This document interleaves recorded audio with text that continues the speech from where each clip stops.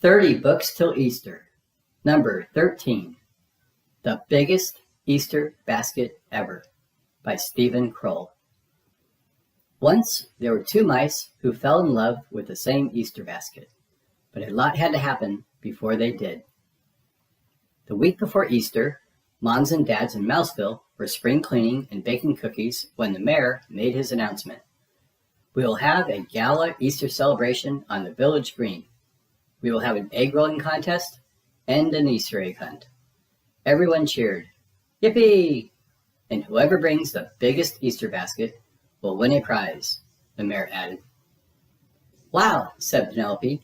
"I'm going to make mine out of bark." "I'm going to make mine out of cattails," said James. Everyone in Mouseville loves cattails. "I'm going to make the biggest Easter basket ever," said Clayton, the house mouse. "I knew you'd say that," said his friend Desmond, the field mouse. "But I'm the one who's going to make the biggest Easter basket ever." "Oh, really?" said Clayton. "Yes, really," said Desmond. That night, Penelope and James did some serious thinking. And out in the country, Clayton and Desmond did the same. It was Easter vacation, so they had no homework. The next morning, Clayton raced to the basement. Behind the old Christmas wreath and the broken skis, he found what he wanted, the big straw Easter basket his parents had made when he was just a baby mouse. He pulled the basket free, pushed it up the stairs, and placed it right in the middle of the living room. Over at Desmond's, there was no basket, but he and his brother Morris were making one out of twigs. By the end of the day, their big Easter basket sat in the middle of their living room. "That's the biggest Easter basket I ever saw," said Desmond. "Sure looks like it to me," said Morris. That evening, when Clayton's family came in for dinner, Dad said, "Son, what's our old Easter basket doing in the middle of the living room?" "It's going to be the biggest Easter basket ever," said Clayton. "It's going to win the town contest." "But what will it have inside?" Dad asked. "That's important too." "I hadn't thought of that," said Clayton. The same thing happened at Desmond's house.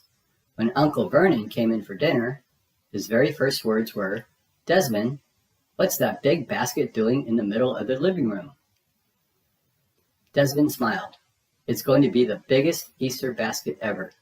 It's going to win the town contest." "But what will it have inside?" asked Vernon. "That's important too." "I hadn't thought of that," said Desmond. Over at Clayton's house, Dad took Clayton aside. "To help you find wonderful things to fill the basket," he whispered, "ask the whole family." And over at Desmond's, Uncle Vernon did the same. "To help you find wonderful things to fill the basket," he whispered, "ask the whole family." So Clayton did, and Desmond did, and this is what happened. At Clayton's house, Mom contributed a fuzzy stuffed Easter bunny. Dad added a big bag of jelly beans and piles of plastic grass.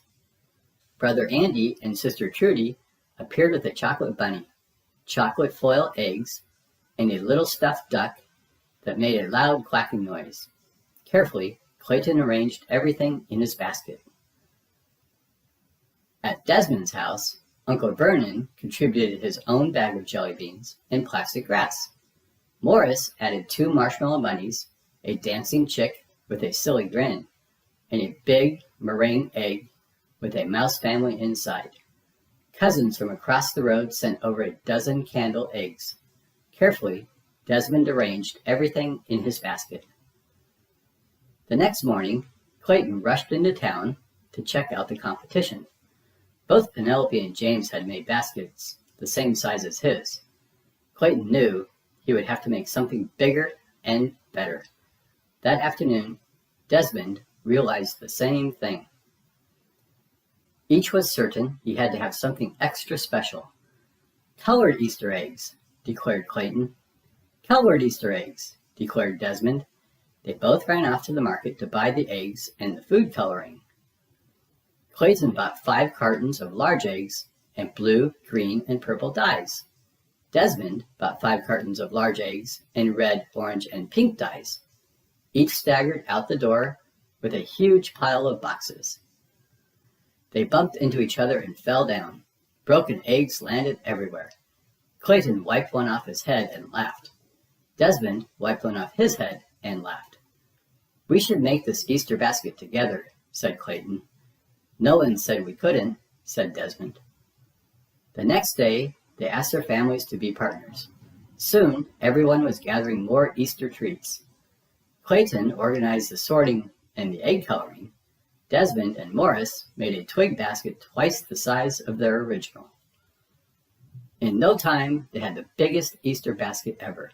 And on Easter morning, with the egg rolling contest already underway, they carried it to the town square.